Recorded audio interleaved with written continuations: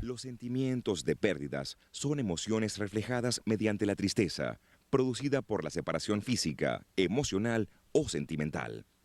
Entre las pérdidas más significativas y de mayor impacto en las personas, podemos resaltar la pérdida de un familiar, un amigo o una pareja. Este periodo de sufrimiento puede ser largo y doloroso, y en muchos casos puede conducir al alcoholismo, la esquizofrenia y, en el peor de los casos, al suicidio. Hoy, en Dr. Borges, hablaremos sobre sentimientos de pérdida. ¿Hasta dónde el sufrimiento puede llegar a afectarnos?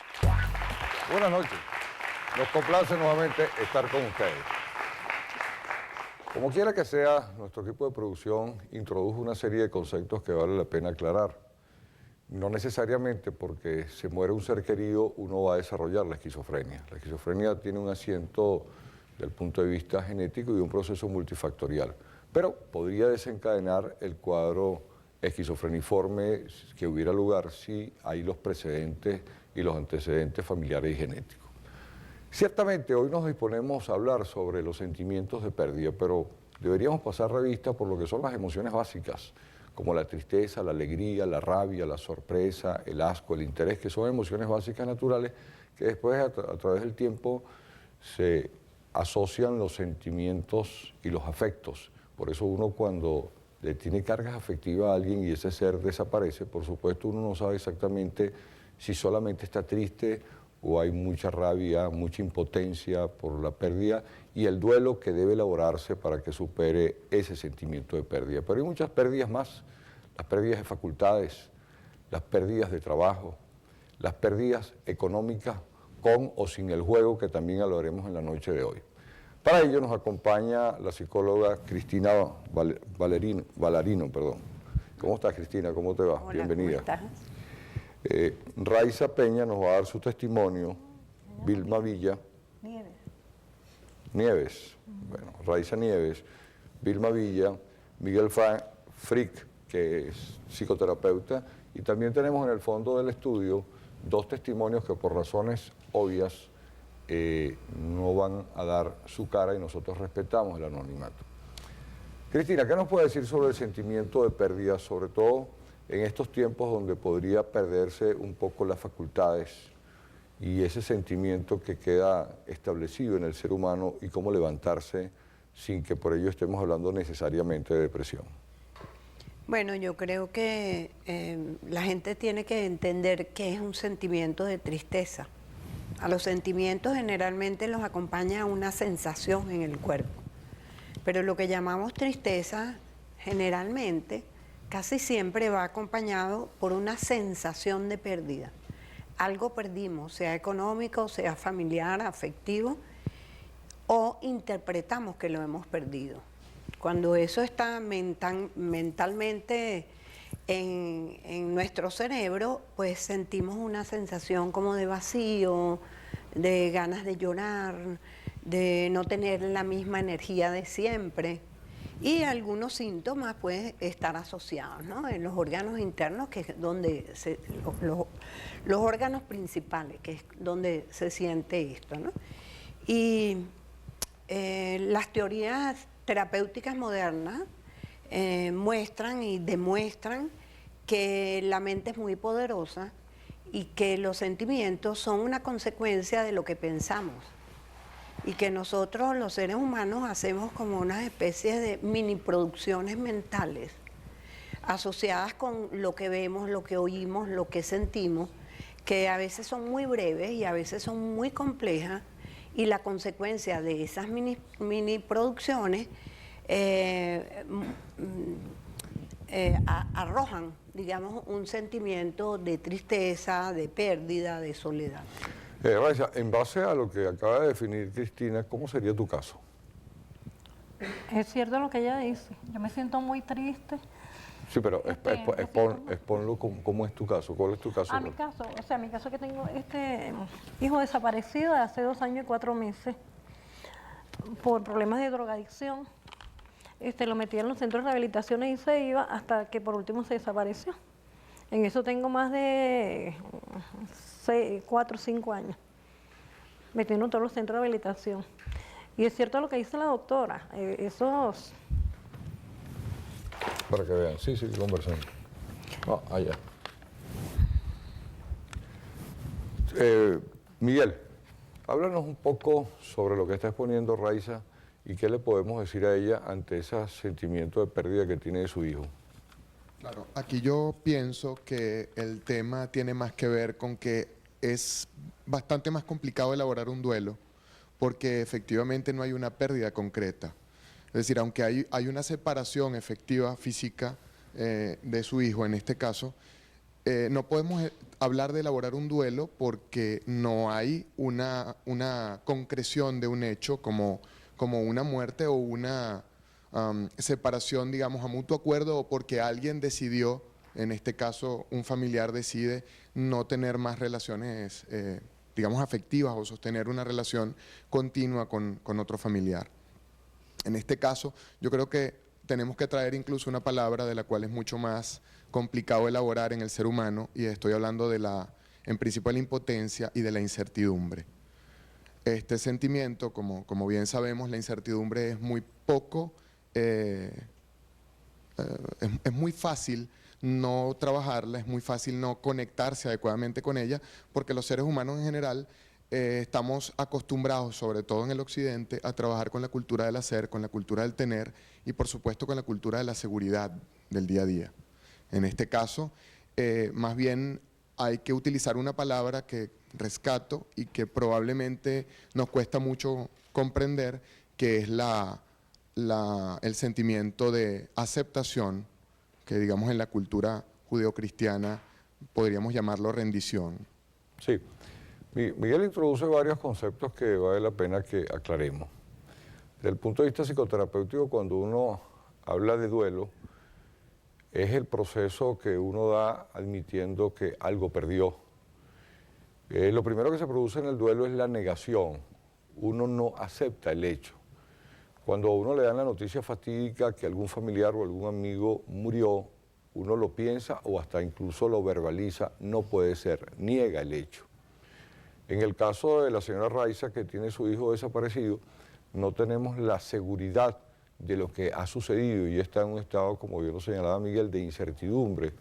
Y esto, por supuesto, no está llamado a elaborar el duelo, ella siempre está abrigando esperanza de que su hijo aparezca. Y eso es una condición, por supuesto, no solamente válida y necesaria, sino además absolutamente, yo diría que lógica, si se quiere, porque las esperanzas son las últimas que se pierden. No obstante, en el transcurso del programa vamos también a hablar sobre las pérdidas en cuanto se refiere a la pérdida de una relación de pareja, la pérdida de la confianza, que parece algo tan subjetivo, que dura tantos años adquirirle confianza a una persona y apenas segundos para perderla. Vamos a quedarnos con ese concepto y enseguida regresamos.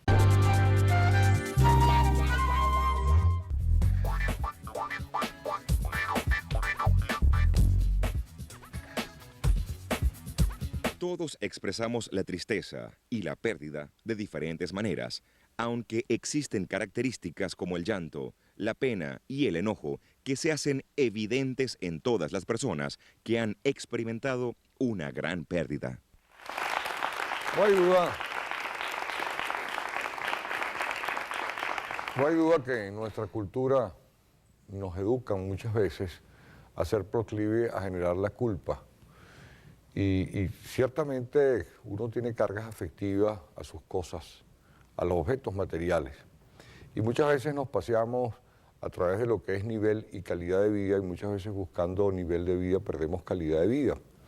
O lo que podría parecer también una pérdida a través de lo que establece la sociedad en una sociedad consumista. Y toda esta serie de procesos tienen que ver precisamente con esa relación a través de las relaciones interpersonales, con la amistad. La pérdida de una amistad también ocasiona, dependiendo de la carga afectiva que usted tenga, de los sentimientos hacia ese ser, no necesariamente tiene que estar involucrada la pasión, puede ser hacia un amigo o una amiga.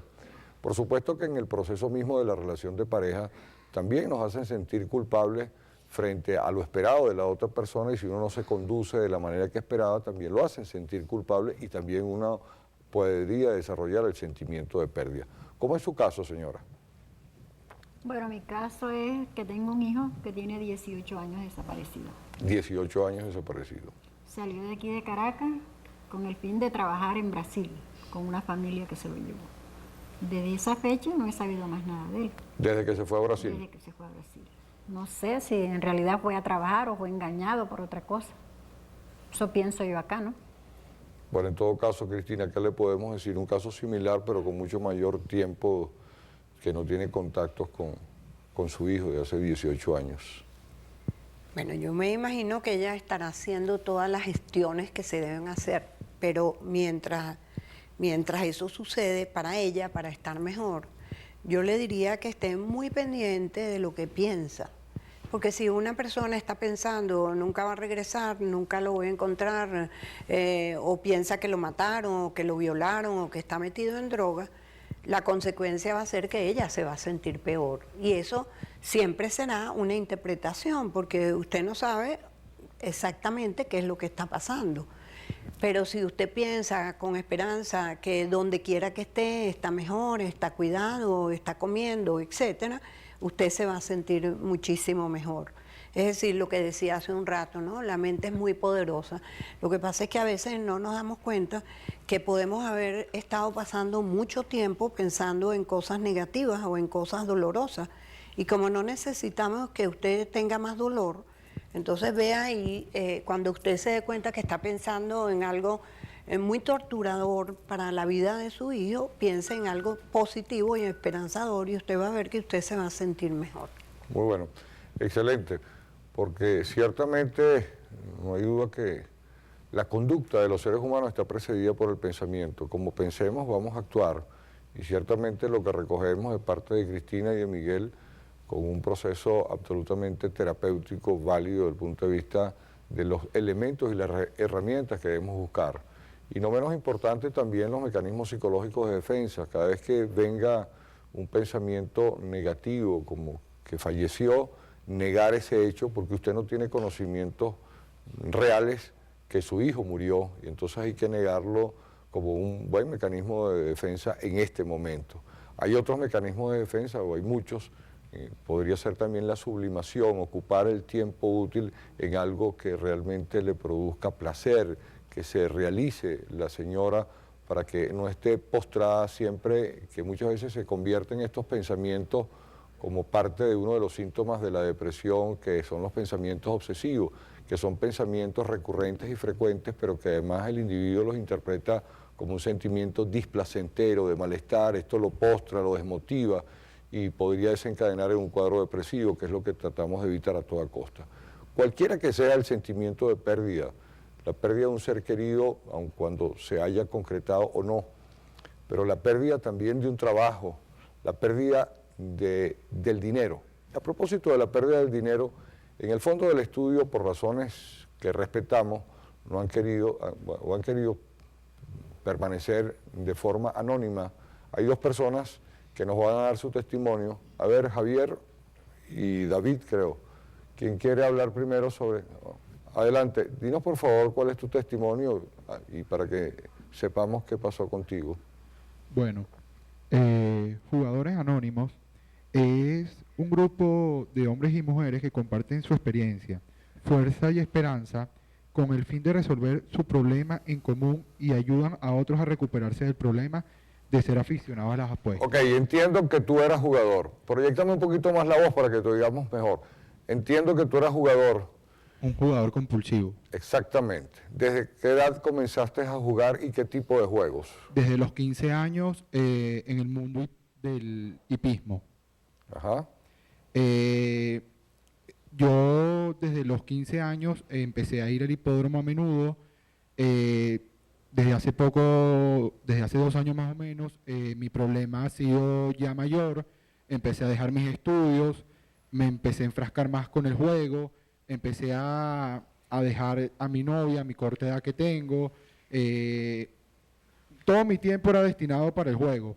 Y tanto problemas económicos como problemas con familia, mentiras, que eso es lo que causa el juego, cualquier cantidad de engaños, con los cuales con este programa me ha recuperado muchísimo, con el cual he aceptado que tengo una grave enfermedad, que es difícil de aceptar que esto es una grave enfermedad, pero que gracias a este grupo de jugadores anónimos, uno va con el apoyo de todo el grupo que tiene el mismo problema que uno va resolviendo a largo plazo. Ok, fíjense, la exposición que nos acaba de dar, aquí en este caso hubo un sentimiento de pérdida económica y de valores, dejó hasta su novia, pero aquí estamos introduciendo un elemento diferente, que es la ludopatía, que nos establece una condición muy especial, así como hay la adicción a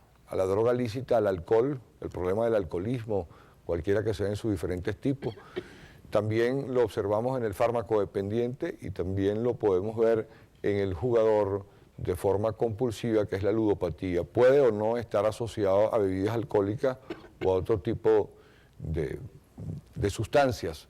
Lo cierto es que también se establece, y además felicitamos a este grupo de jugadores anónimos por la labor encomiable que está haciendo. Nosotros sentimos que todo aquello que pueda ir en beneficio de cada uno de nosotros y procura precisamente de mantener la relación familiar, los valores, que es también muy importante, porque muchas veces también cuando perdemos la libertad, cuando estamos limitados a nuestra libertad, también es un sentimiento que se entremezcla y que es necesario entender, por lo cual es muy importante y uno como médico psiquiatra debe seguir abocando por lo que debe ser las condiciones favorables y más sanas. Y esto es publicidad. Bien, continuamos. No hay duda que cuando uno sufre algún quebranto de salud, desde el punto de vista físico, un cuadro gripal, por trivial que sea, el individuo también va a experimentar una sensación de pérdida, no se siente con la misma salud, con la misma energía. Muchas veces hay la anergia, la falta de fortaleza y emocionalmente uno reacciona, no por ende, ustedes cuando el individuo se siente mal, adopta incluso una posición fetal que simula ese proceso de donde quiere que la persona, la madre o las personas que tengan cercanas también lo consientan, porque ha perdido esa condición fundamental de tener su salud a toda prueba. De ahí el mensaje también, porque muchas veces cuando tenemos suficiente salud a veces la derrochamos y sentimos que la vejez es obligante, pero el crecimiento mental es optativo y el crecer mentalmente significa quererse usted para que frente a los múltiples avatares que nos enfrentamos en la vida usted tenga mayores condiciones físicas y emocionales para poder enfrentar la inmensidad de problemas, porque no se concibe la vida sin problemas. Usted resuelve un problema y aparece otro, y lo que deseamos en verdad, que frente a los sentimientos de pérdida, que lo podemos tener en cada momento según el caso, nosotros no caigamos en el abatimiento y en los sentimientos de culpa que nos conllevan y nos desencadenan más temprano que tarde hacia cuadros verdaderamente de enfermedad, como por ejemplo la depresión. Tenemos una pregunta por acá. Al panel que está protegiendo su identidad, ¿desde cuándo se dieron cuenta que estaban perdiendo todo? La pregunta es dirigida por ustedes. ¿Que cuándo se dieron cuenta que ustedes estaban perdiendo todo cuando estaban inmersos en el juego? Bueno, hace como un año aproximadamente ya yo había dejado los estudios, tenía grandes pérdidas económicas. Mis padres se enteraron de que yo tenía un grave problema y que les habían mentido en muchas situaciones, y con la ayuda de ellos yo he superado este grave problema en el que estaba involucrado. ¿Qué edad tienes tú actualmente? 22 años. ¿Qué haces? Estoy estudiando. ¿Retomaste tus estudios? Sí, retomé mi... ¿Y la novia? También la retomé, gracias. ¿La misma o tienes una nueva? No, la misma. Está bien. Bueno. Buenas noches. Sí. Mi pregunta es para los testimonios que protegen su identidad. ¿Qué los llevó a entrar a estos grupos de apoyo? ¿Qué los llevó a ustedes a ir a jugadores anónimos? Bueno, mi hermano vio una pancarta que decía jugadores anónimos y habló con uno de ellos, y yo en verdad la primera vez no quería ir porque yo no me sentía con una enfermedad como cualquier persona. Uno dice, eso no es una enfermedad ni nada. Y la primera vez que yo no fui por voluntad propia, pero la primera vez que fui me sentí tan integrado con el grupo, me sentí tan apoyado con ellos, le conté todos mis problemas, ellos me apoyaron en todos los sentidos y de verdad me sentí muy bien con ellos y gracias a ellos yo estoy saliendo adelante. Bueno, te felicito, un aplauso de verdad para ti y para Jugadores Anónimos, que está haciendo, por supuesto, una labor que respetamos y que apoyamos y respaldamos desde aquí. Tenemos unas encuestas de la calle, a ver qué nos dicen desde la calle. Fuerte, tan duro, no sé ni cómo explicártelo, pues, porque ya se hace, ya va a ser un año ya que me mataron a mi hermano y eso fue horrible. Yo todavía, siento que como que hubiera sido hoy, pues. Todavía no lo he podido entender porque fue así tan de repente que no sé, no tengo explicación para decirte, fue algo tan rápido que no sé, todavía nosotros lo sentimos como que... ¿Y cómo haces? ¿Te estás mirando hacia adelante, la fe en Dios? Claro, la fe en Dios y hay que mirar adelante, pues, porque y hay que entender que ya Él no está con nosotros, pero es duro soportarlo, pero ¿qué se va a hacer?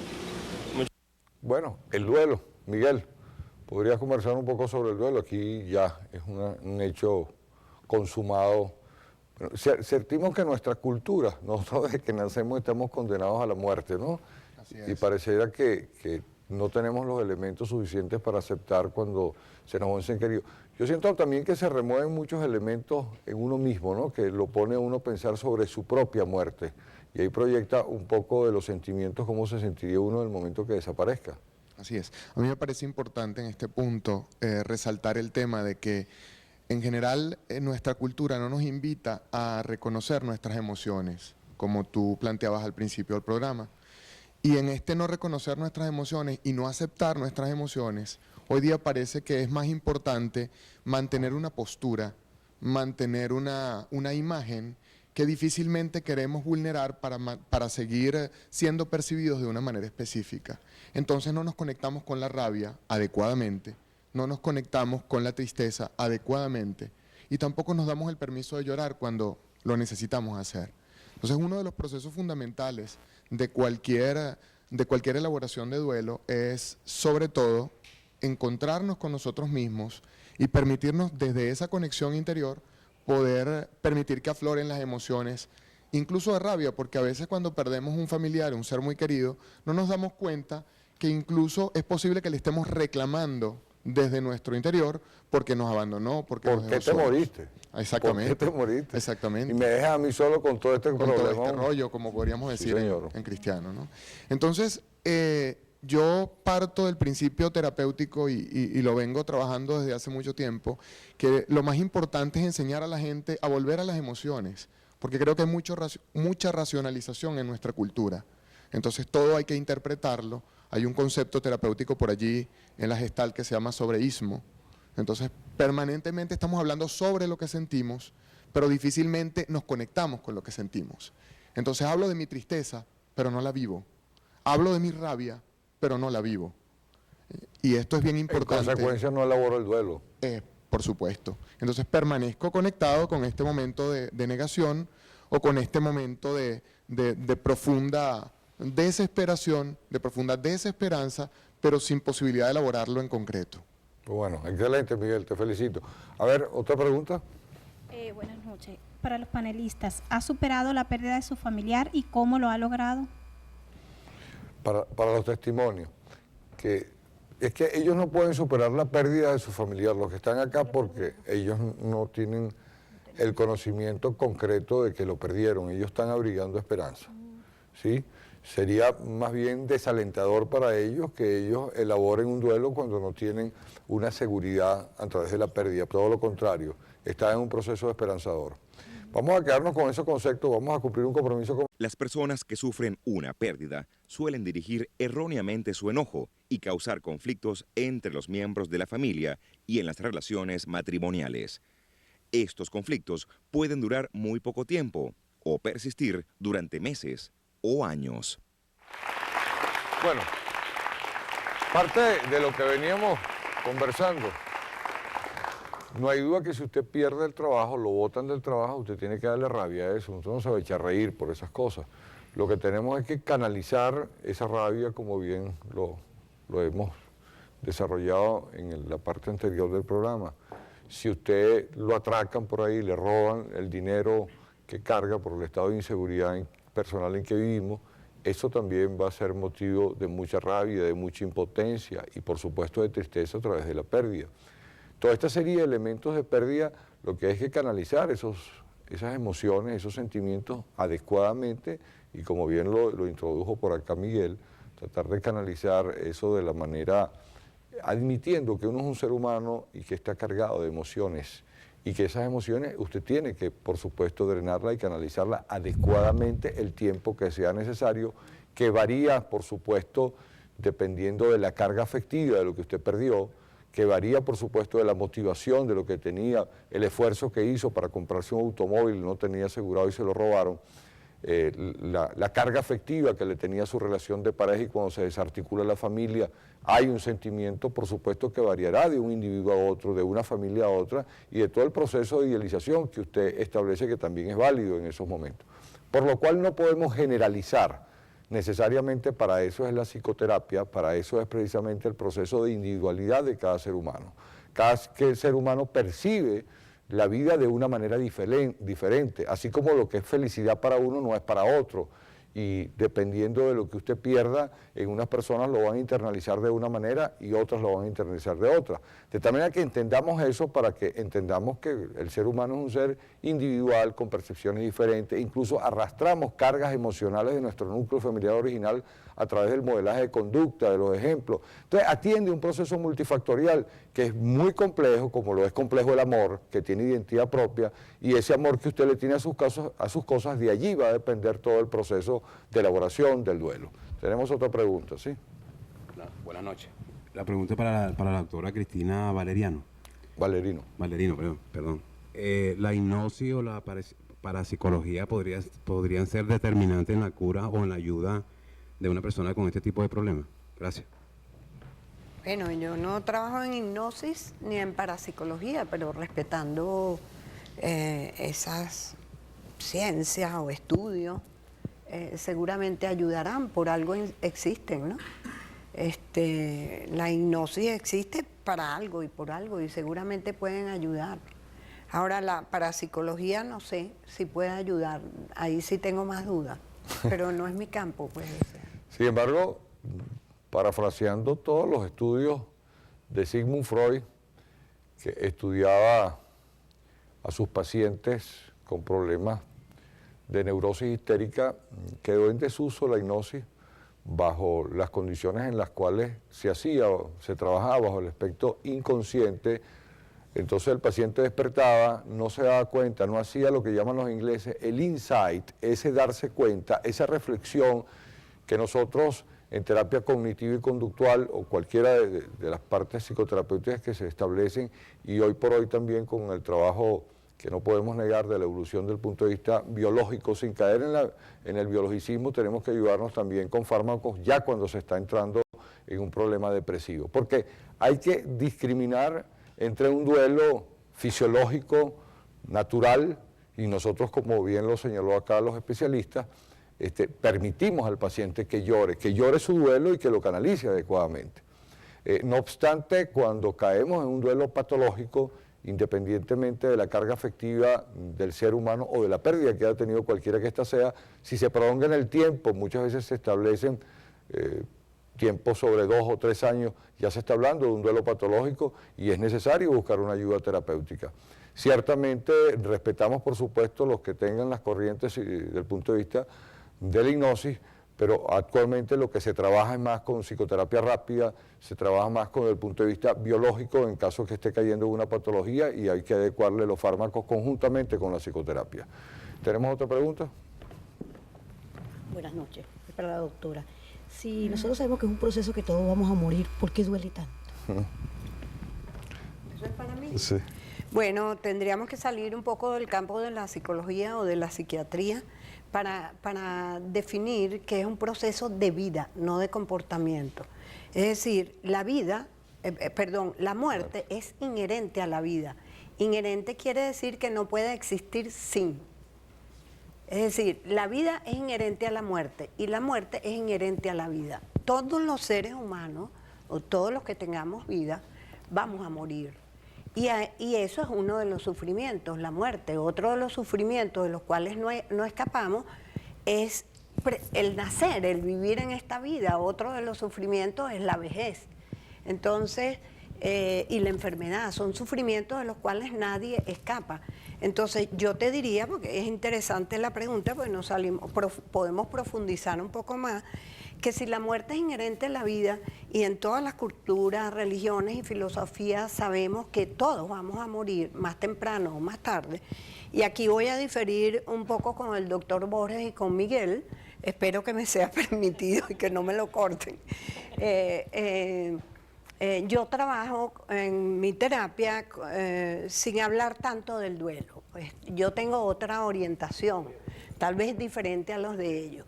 Y hablando de psicoterapia rápida, mi orientación es, si la persona murió y tú le diste todo lo que querías darle en vida, inclusive durante su enfermedad, lo que hiciste, lo abrazaste, ¿cuál es el problema si de todas maneras vamos a morir? Entonces, en vez de hablar un duelo que hay que establecer, que hay que elaborar, los animo, les reencuadro la situación de manera que se permitan ser felices aun cuando un familiar muy querido haya muerto. Porque nuestra cultura, algunas filosofías y algunas religiones plantean que hay que quitarse la piel cuando se muere alguien. Que si muere un hijo tienes que tener 3 años y casi que no puedes ni disfrutar. Que tienes que perder la pareja. O sea, ya tenemos suficiente sufrimiento en esta vida y sobre todo en este país como para seguir insistiendo en que tenemos que sufrir porque otro sufre. Es decir, nosotros creo que debemos hablar más, nosotros hablo de los terapeutas, más enfocado en lo que debe ser un reencuadre de la situación que le permita a la persona retomar su parte ok y seguir viviendo, porque el hecho de que el otro sufre no quiere decir que entonces yo me voy a morir. Porque pasa de una faceta a otra, ¿no? Claro. Oye, vive, haz las cosas que te gustan, reza si tienes que rezar, pero sigue viviendo, no te mueras junto con la persona.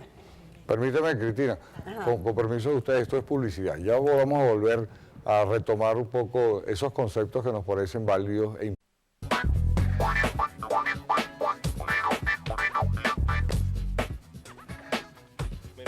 Ser querido, cuando uno lo pierde, te digo sinceramente, para uno, eso es una cosa que no se olvida, siempre uno la lleva en su alma y en su corazón. Lo principal sería afrontarlo, entenderlo para poder asumir que eso ya no va a estar. Hay que entenderlo y hablar mucho con Dios y mucho a la iglesia, porque yo tengo un familiar que perdió su esposo y su hijo en 3 años, los dos, y gracias a ir a la iglesia y a estar con Dios es que lo está superando. Mirar hacia adelante, mirar las cosas que nos rodean, lo que está a nuestro lado, las situaciones de otras personas y ver que nosotros no, lo de nosotros no es lo peor, pues y seguir adelante, saber que la vida es así, que existe la muerte y de que tenemos que estar preparados para eso siempre. Me causa mucho dolor y tristeza, pero ya uno aprende a vivir con el dolor. Bueno, es parte inherente de nuestra vida, como ya se habló en la parte anterior del programa, que para morir es necesario estar vivo y viceversa, ¿no? Es inherente a la vida misma. No obstante, yo siento que es nuestra cultura la que nos hace sufrir frente al sentimiento de pérdida. Hay culturas que más bien cuando nace un niño lloran porque no sabe cómo va a ser en su vida cuando crezca y hacen una fiesta y un jolgorio cuando muere la persona, sobre todo se fue una persona valiosa. También nos inyectan en nuestra vida eso que introdujo tan importante Cristina por acá, pero nos introducen que uno nunca le dio suficiente, siempre estamos cargados de culpa, que ese es otro elemento que hay que manejar desde el punto de vista psicoterapéutico. Pareciera que uno no hizo lo suficiente y a veces proyecta la culpa en el médico si es una enfermedad y tantas cosas y tantos factores que hay que analizar. Por eso es que es necesario individualizar y no negamos lo que introdujo Cristina. Nosotros también le establecemos un elemento, por supuesto, de positividad, de prospectividad, de levantarse, porque realmente no es que vamos a impedir de que el individuo tenga esas condiciones, por el contrario, lo alentamos y coincidimos con Cristina. Vamos con Daniel, un testimonio que nos falta por allá. Daniel, por favor. Okay, mi testimonio es el siguiente. Yo cuando comencé a jugar, yo comencé jugando a los 22 años, actualmente tengo 33 años. Realmente yo me dediqué a los juegos de casino, lo que son ruleta electrónica, Texas Holder, lo que se conoce como el póker. Realmente me hundí en ese mundo y durante 10 o 12 años realmente me di cuenta que lo que hacía era perder y más sumas de dinero, perdía familias, porque realmente la familia es lo que uno pierde. Uno cuando está metido, inmerso en el juego, uno realmente se transforma en otra persona. Y al darme cuenta, uno tiene que recapacitar. ¿Cómo recapacitas? Aceptando todo lo que es. El programa de Jugadores Anónimos ayuda en gran cantidad al jugador. ¿Por qué? Porque nos regimos por un programa de 12 pasos. Perdón, Daniel, ¿qué perdiste? ¿Qué perdí? Perdí todo lo que es el compartir en familia. Uno realmente, cuando uno está inmerso en ese mundo, cuando la gente te llama, tu familia te llama, que quería compartir contigo, que vas a ir a un almuerzo, una cena, uno realmente le mentía. Uno decía que realmente uno tenía que yo estaba ocupado trabajando, cuando realmente estuve 48 horas metido en un casino. Es una enfermedad progresiva que no tiene cura, pero se controla. Eso es lo importante. Bueno, entonces felicitamos desde acá a Jugadores Anónimos, un aplauso para ti y que sigas adelante y te felicitamos. A ver, tenemos otra pregunta. Buenas noches. Quería saber qué tan difícil es pasar por estas vivencias. ¿A las del juego te refieres tú? Sí. ¿Qué tan difícil es pasar por estas vivencias? La pregunta es para ustedes. Ok. Es sumamente difícil porque es una enfermedad insidiosa que realmente, hasta que tú no aceptas la derrota ante el juego, o sea, que tú estés claro de que realmente tú no puedes nadar en esas aguas, tú vas a terminar o en la muerte o en el suicidio, y es lo peor, o en la cárcel, porque puedes quedar realmente sin nada.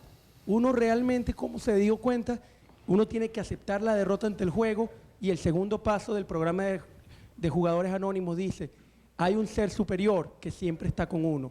Y yo personalmente les digo que existe, porque yo llevo ya 5 meses en un periodo de recuperación y yo sé que yo no puedo ni siquiera tocar no puedo ni jugar ni un quino, porque yo sé que esa enfermedad florece.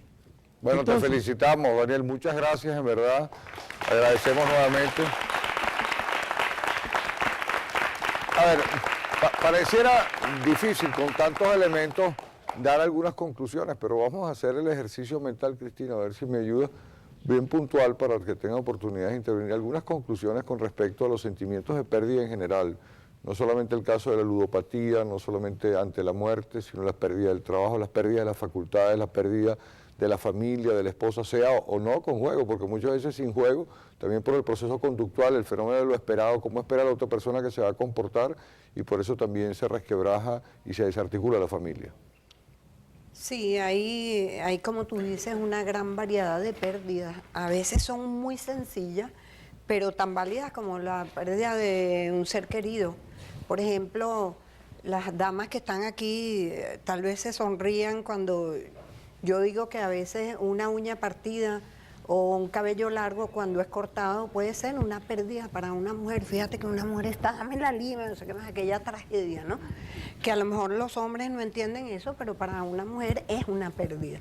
Pero de toda esa variedad, desde la más sencilla, como perder una uña hasta perder un hijo, lo que podemos concluir es que no podemos evadir, ninguno de nosotros está libre de pasar en algún momento de nuestras vidas por un sentimiento de pérdida, pero que existen formas dentro del mismo ser humano para poder canalizar, como dijiste tú, esas pérdidas y que poseemos, el cuerpo, el ser humano es tan perfecto que poseemos todas las características para poder sobrellevar esa pérdida. Nada en la vida dura eternamente, nada. Así es. Nada es para siempre. El sentimiento de felicidad también es inherente a la vida, así como es inherente la muerte, la rabia, el dolor, el sufrimiento, también la felicidad es inherente a la vida. Y lo que pasa es que buscamos fuera de nosotros ese sentimiento de felicidad en vez de contactarlo. Y ese sentimiento de felicidad definitivamente es curativo. Tal cual. Miguel, conclusiones. Me llega responsabilidad. ¿Y por qué responsabilidad? Porque a mí me parece importante invitarnos a todos a tomar la responsabilidad de nuestra felicidad, en cualquier caso. Esto quiere decir que nadie más que nosotros somos responsables de la manera como nos vinculamos con nuestra vida, y nadie más que cada uno de nosotros somos responsables de la manera como abordamos la felicidad en nuestra vida. Importante aquí es retomar que yo no creo que la felicidad es circunstancial. Yo creo que la felicidad es una decisión de vida, así como lo es vivir todos los días desde la tristeza y desde un duelo permanente. Muy importante. Me resta, estamos sobre el tiempo ya, pedirle a Dios por eso es que la fe mueve montañas, cuando la ciencia y cuando las diligencias que ustedes han hecho que aparezcan sus hijos sanos, tanto a las dos madres que nos acompañan, tanto a la señora que lo tiene 18 años que se fue a Brasil, como en el caso de tu hijo, y que ojalá vea esa luz y se recupere pronto de la farmacodependencia. Dos palabras a ustedes, amigos, a través de los buenos conceptos que han emitido nuestros especialistas. Yo siento que hay unos tiempos que son sumamente inútiles y que también tienen que ver con nuestro proceso educativo. El pasado, muchas veces nos quedamos atrapados en el pasado sobre una serie de consideraciones en las cuales y gastamos un tiempo importante no montándonos en el presente, que es de lo único que tenemos dominio, es decir, del aquí y del ahora. Y el futuro también conspira contra nosotros, además que el futuro es incierto, generamos una doble culpa porque no podemos vivir el futuro hasta que no se convierta en presente. Y solamente recuerden que los fantasmas se revuelcan en el pasado, por lo cual vamos a aprender un poco a montarnos más en ese presente con esa canalización oportuna y válida de nuestras emociones, y procuraremos, por supuesto, aproximarnos más hacia momentos más felices. Yo creo que vivimos una lucha contra el tiempo y a veces nos olvidamos de pensar en nosotros mismos. Tenemos, es verdad, quizás casas más grandes, más lujosas, pero hogares más rotos. Tenemos edificios más altos, pero mentes más estrechas. Entonces seamos más amplios, la tolerancia ante el otro y el respeto hacia el pensamiento del otro. Vivimos un mundo con criterios diferentes y eso es lo que nos da precisamente la seguridad de la universalidad del pensamiento.